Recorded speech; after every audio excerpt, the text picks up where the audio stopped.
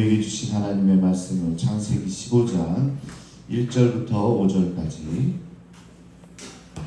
창세기 15장 1절부터 5절까지 말씀 함께 나누겠습니다.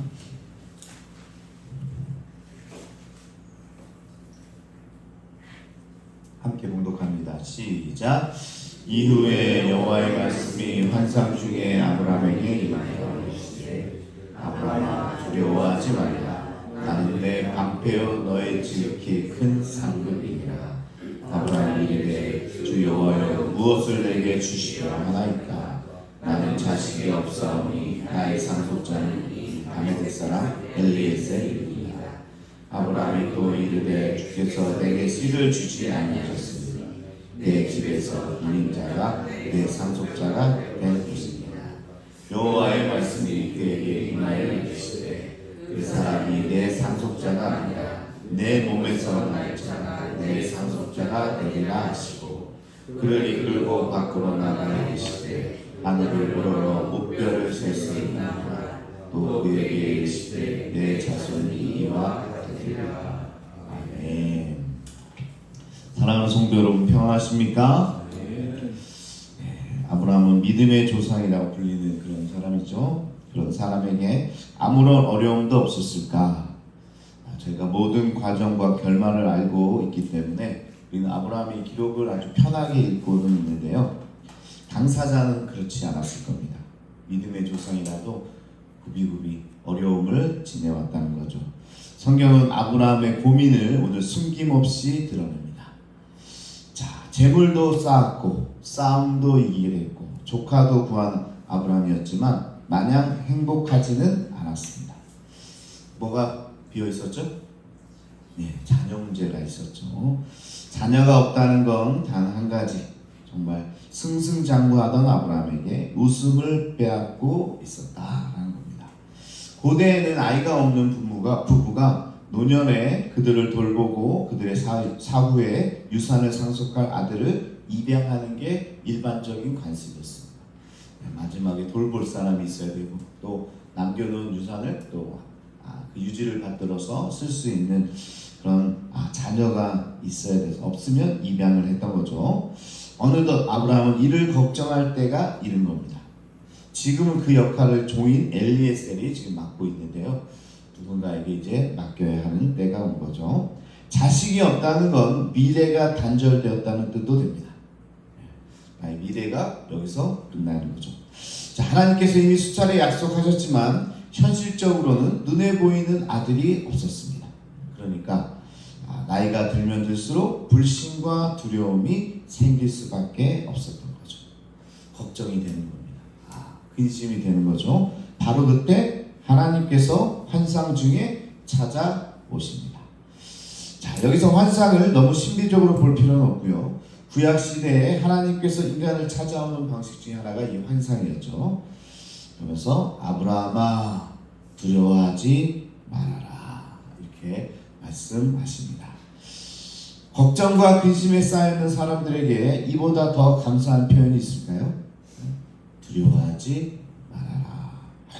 오늘도 걱정거리로 새벽에 나오신 분들에게 여러분들이 이 말씀을 드립니다. 두려워하지 마십시오. 걱정하지 마십시오. 하나님께서 함께 하십니다. 자, 본문은 1절을 시작하면서 이후에라는 시간을 알리는 부사가 나오는데요. 자, 이 단어 때문에 이 14장과 15장 사이에 시간적 거리가 있음을 알 수가 있습니다.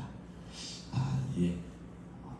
조카 롯을 구하고 또 여러 멜기세덱을 만나고 소돔왕을 만나고 그런 다음에 한참 시간이 지났다는 것을 우리가 알 수가 있는데, 자, 이 사이에 아브라함에게 어떤 일이 있었는가? 그건 정확히 우리가 알 수 없죠. 다만 그 다음에 나오는 말씀으로 유추해 볼 수가 있습니다. 하나님은 직접 아브라함에게 뭐라고 하십니까? 방패와 상급이 되어 주시겠다, 이렇게 말씀을 합니다. 자, 방패는 어떨 때 쓰는 거죠? 전쟁의 위협 가운데 막 상대방에서 불화살을 한 수백만을 막 쏟아내면 뭐예요? 방패 안에 숨어 있어야 되잖아요. 그러니까 방패가 되신다는 말은 이제 뭐예요? 지금 아브라함의 삶이 평탄치 않는다는 거예요. 불화살을 맞는 것처럼 지금 문제가 많이 있다는 겁니다. 또 상급이 되어 주신다. 이 말도 지금 뭐 아브라함에게 부족한 게 없는 것처럼 보이는데 하나님이 상급이 되어 주신다. 그러니까 지금 반대로 유추해 보면 아브라함의 상황이 방패와 상급이 필요할 만큼 불안하고 허전하고 근심거리가 가득해 있다는 거죠.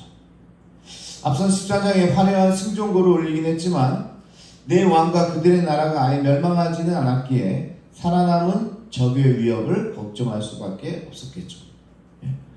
기습으로 이기긴 했지만 저희 나라들이 멸망한 게 아니잖아요. 그러니까 다시 이들이 힘을 합쳐서 규합해가지고 다시 전쟁을 일으킬 수도 있는 겁니다. 그들 입장에서 보면 어떨까요? 다 잡은 승리를 누구 때문에 망쳤어요? 이 아브라함 때문에 망쳤잖아요. 그러니까 야 다시 모여봐. 쟤를 좀 혼 좀 내줘야 되겠다. 이렇게 생각할 수도 있는 거죠. 군대를 재정비해서 보복하러 올 수도 있는 그런 상황입니다. 지난번에는 기습이 통했는데 이제는 막아야 하는 상황이니까 수천 배 더 어려운 상황일 수도 있습니다.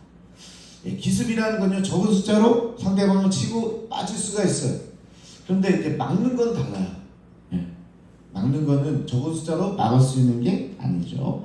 그러니까 지금 사실 정말 어려운 상황을 보내고 있는지도 모르겠습니다. 자식뿐만 아니라 여러분 대내외적인 상황이 지금 아브라함을 근심케 했다. 그러니까 하나님께서 찾아오셔서 내가 내 방패가 되어줄게 이렇게 말씀하는 거죠. 언제 쳐들어올지 모르는 적으로부터 지켜주시겠다는 그런 말씀입니다. 이 창세기에 아브라함이 전쟁을 치렀다는 기록이 더 이상 나오지 않는 것으로 봐서는요 이날 이후에 전쟁 위험에서 완전히 벗어난 것으로 보입니다. 정말 하나님이 방패가 되어 주시는 거죠. 그냥 허튼 소리가 아니에요. 그냥 위로의 소리가 아니라 그날부터는 적의 공격에서 완전히 다 차단해 주셨습니다. 방패가 되어 주신 거죠. 자, 그러면서 이제 아브라함의 관심사는 방패가 아니라 이제 하나님의 상급으로 넘어가게 될 텐데요. 방패에 별 반응을 보이지 않았던 아브라함이 이 상급이란 말에 적극적으로 반응을 합니다. 그게 2절이죠. 주 여호와여 무엇을 내게 주시려 하나이까? 여러분들은 이 말이 어떻게 들립니까? 하나님 뭘 더 주시려고요? 감사합니다. 이렇게 들리시나요? 그보다 좀 단어적으로 들립니다. 왜냐면요 재물도 다 쌓았잖아요. 많잖아요. 재물도 많고 명성도 뭘로 찾았어요? 다 전리품을 다 나눠줬잖아요. 그럼 그 뭐가 생겨요? 그럴 때 명성이 생기는 거예요. 위신이 생기는 거예요. 내가 전쟁 치러서 내가 다 가지면요 그 사람을 우러러보지 않습니다. 근데 아브라함은 다 나눠줬어요. 도와주기만 하고 빠졌어요. 그러니까 그럴 때 이제 명성이 생기는 거예요. 자, 그것도 얻었어요. 뭐가 더 필요해요? 그러니까 오늘 그렇게 얘기하는 거예요. 뭘 더 주시려고 하나이까? 하나님도 알지 않습니까? 내가 부족한 게 뭔지 알지 않습니까? 그러면서 하는 얘기가 뭘 더 주시려고요? 이렇게 이야기하는 거죠. 그러면서 이제 나는 자식이 없사오니 나의 상속자는 이 다메섹 사람 엘리에셀입니다. 이것도 어떻게 들립니까? 막 진지하게 저는 앞으로 엘리에셀을 제 상속자로 두겠습니다. 이렇게 들려요? 아니죠. 그렇게 안, 여러분들이 이제 같이 창세기를 이제 같이 나누다 보니까 아브라함 마음속에 들어가 있는 것 같아요. 저도 그렇게 안 들립니다. 눈에 보이는 상은 이미 받았고요. 애굽을 거치면서 재산도 많이 쌓았고 전쟁을 얻은 전리품도 돌려주면서 명성도 쌓았다. 잃어버릴 것 같았던 조카도 구해냈습니다. 모두가 그가 받은 상급이에요. 뭐가 더 필요하겠어요? 한 가지가 남아있네요. 바로 자손이 없어서 만약 이를 주신다면 모를까 이렇게 이야기하고 있는 겁니다. 고대에는 상속자 즉 대를 이을 자식을 세우는 게 정말 사직에 중차대한 일이었습니다. 우리나라 사극을 봐도요 세자를 책봉하는 일을 둘러싸고 엄청난 갈등이 있잖아요. 그렇죠? 정말 중요한 일이에요. 자, 그런 중요한 일 가운데 내가 지금 이것만 없습니다. 이렇게 이야기하고 있는 거죠. 자, 한번 가정을 해봅시다. 아브라함에게 아들이 있었다면 지금까지의 삶이 어땠을까? 이 아브라함에게. 자, 애굽에서도요 당당하게 사례가 자기 아내며 이 아이의 엄마라고 밝힐 수 있지 않았을까요? 아들이 있었으면 그런 거짓을 말하지 않아도 됐을지도 모릅니다. 얘가 우리 아들이고 아내입니다. 이렇게 이야기할 수 있었겠죠. 또한 포로가 된 롯을 구하기 위해 가족 모두가 위험에 처하는 전쟁에 참여하지 않았을 수도 있어요. 전쟁보다는 외교적 노력을 먼저 했을 겁니다. 왜? 돌봐야 될 아들이 있잖아요. 그리고 이 집안을 일으켜야 되잖아요. 근데 롯을 아들같이 생각하니까 다 이제 지금 위험 가운데 전쟁에 참여하게 됐고, 지금 뭐예요? 그 당했던 나라들이 힘을 합쳐서 공격할 수도 있는 그런 위험에 처해 있는 거잖아요. 그러니까 아들이 있었다면 아마 다른 방법을 취했을 수도 있습니다. 아브라함이 이제 재산과 명예 모두를 포기하더라도 아들 한 명만 있으면 충분히 감사하며 살 수 있다고 생각했는지도 모릅니다. 인간이 그런 것 같아요. 항상 부족한 걸 불평합니다. 부족한 걸. 그러면서 나는 다 없어도 됩니다. 다 가졌으니까 다 필요 없습니다. 이 부족한 거 하나만 주시면 저는 그걸로 만족하며 살겠습니다. 이 인간의 마음이죠. 근데 다 뺏어가고 부족한 거 주면 어떻게 돼요? 그때 불평하죠. 왜 그러시냐고. 그러니까 우리가 있는 것은 참 얘기를 안 하고 또 없는 거 갖고 지금 이야기하고 있는 거죠. 자, 없는 게 뭐예요? 다 있으면서 재산도 있고 명성도 있고 부하도 많고 이제 다 가졌는데 아들이 없으니까 그것을 지금 어떻게 보면 불평을 하고 있는 겁니다. 근데 우리 한국 사회도 가부장적 사회를 지금 몇 년 전까지 보내왔으니까 이게 또 무슨 말인지 이해는 되잖아요. 아들이 어떤 존재인지 우리 모두 잘 알고 있잖아요. 그죠? 긍정적이든 부정적이든 그렇습니다. 자, 이제 아브라함이요, 하나님 말씀에 감동을 받기는커녕 와서 두려워하지마, 걱정하지마, 내가 방패와 상급이 되어 주신다, 그런 말씀을 보면 감동을 받아야 되는데 감동은커녕 이제 감정이 폭발합니다. 어떻게 폭발해요? 나의 상속자는 엘리에셀입니다.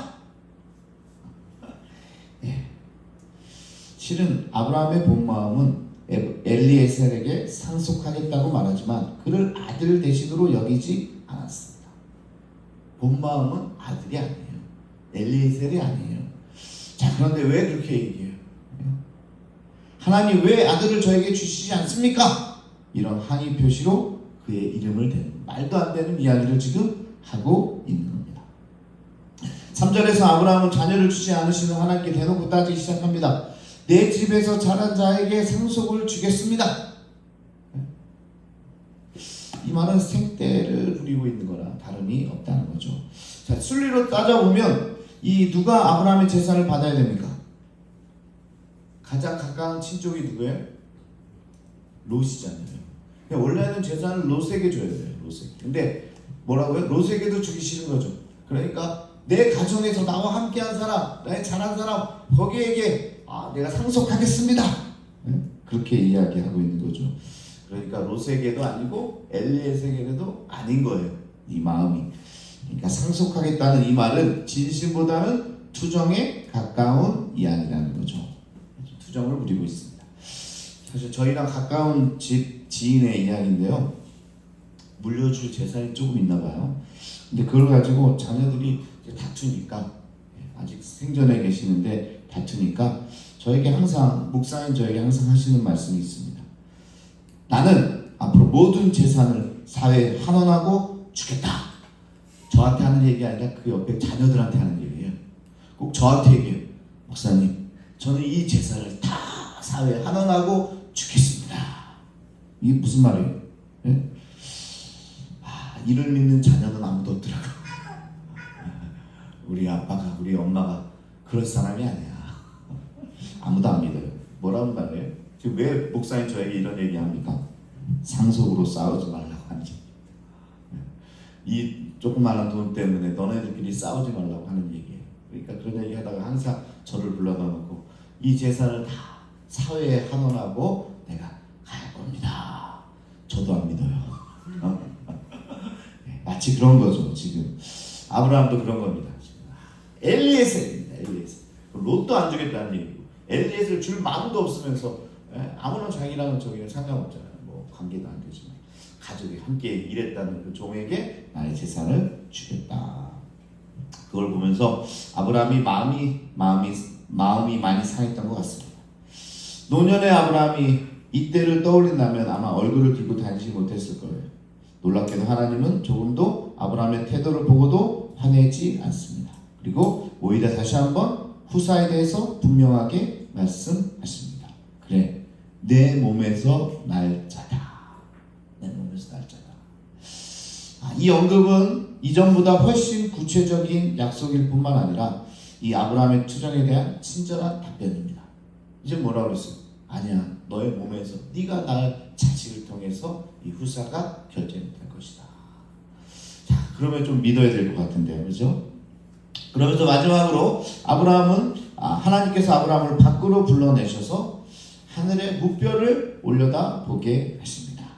그리고 하늘의 별들을 셀 수 있나 보라고 하시면서 자손에 대한 약속을 시각화하십니다.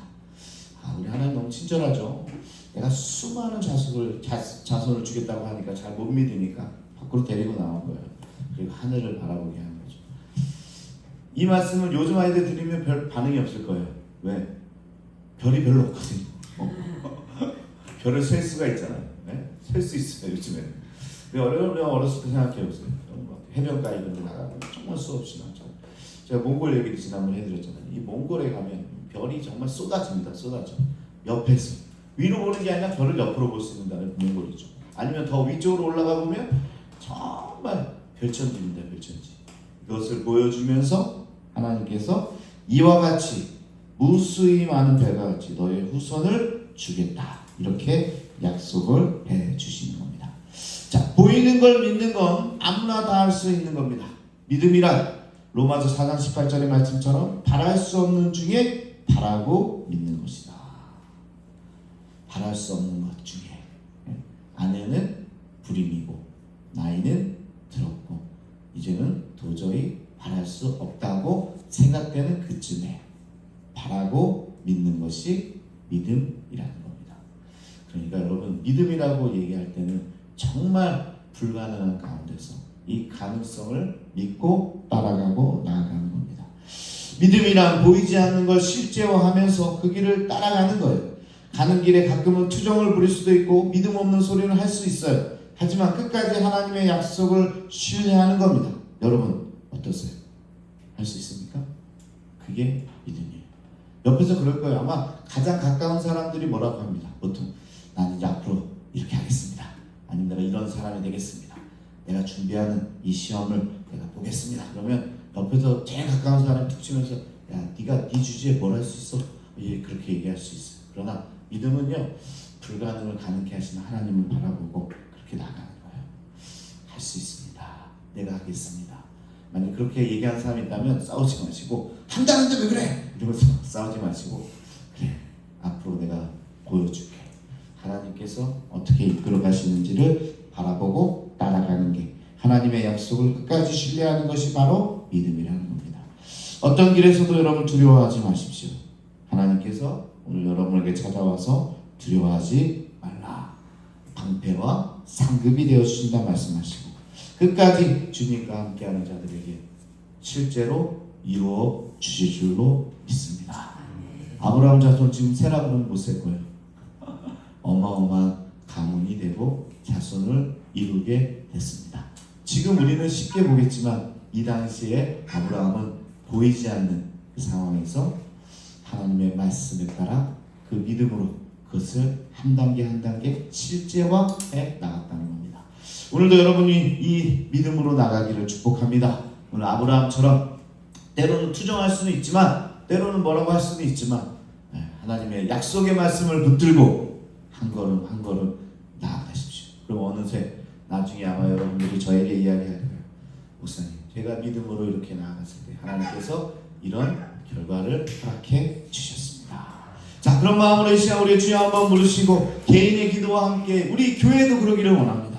우리 교회도 앞으로 신도시가 들어오고 그 신도시 가운데 정말 어마어마한 일들이 지금은 믿음의 눈으로 바라보고 있고 어떤 이들은 말도 안 된다고 이야기할지 모르겠지만 우리가 그 약속을 붙들고 믿음을 실제화하면서 정말 그때가 오면 하나님께 감사와 찬양과 영광을 돌리는 그날이 올 줄로 믿고 오늘도 이 시간 함께 기도하기 원합니다. 개인의 기도와 또한 우리 교회의 기도, 이 나라를 위한 기도를 함께 하기를 원합니다. 이 시간 우리 주여 한번 부르시고 통성으로 기도 기도하겠습니다. 주여